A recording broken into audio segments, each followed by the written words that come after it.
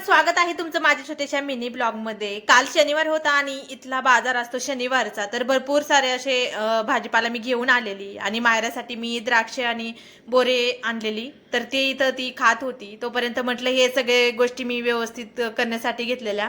भरपूर सारा असा भाजीपाला आणला होता आणि तो व्यवस्थित ठेवला तर भरपूर दिवस असा टिकून राहतो। 10 रुपयाचे एवढे मोठे टोमॅटो मला भेटलेले आणि हे आहे भेंडी, तर 20 रुपये किलो मी आणलेली।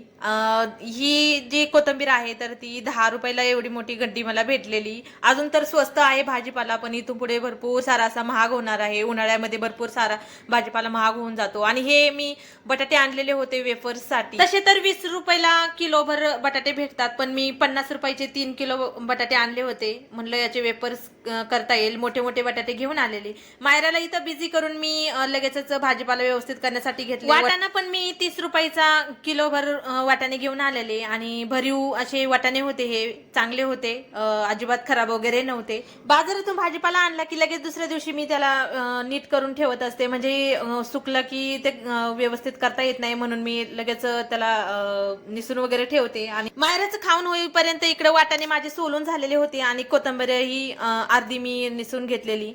आणि लगेच मायरानी पूर्ण जे काही वाटाण्याचे टरपले वगैरे होते तर ते या पिशवीमध्ये भरले। आणि कोथिंबीरची जी देत होती तर ती पण तिने पिशवीमध्ये दाबून दाबून भरून टाकली। आणि एकदा भाजीपाला माझा निसून झाला की मी काय तसंच फ्रीजमध्ये ठेवून देत नाही, त्याला सगळं असं स्वच्छपणे धुवून त्यानंतरच मी फ्रीजमध्ये त्याला स्टोअर करत असते। म्हणजे जेव्हा केव्हा भाजी बनवायची असते त्यावेळेस फक्त घ्यायचं आणि भाजी टाकायची, अशी पूर्ण म्हणजे माझी तयारी झालेली असते।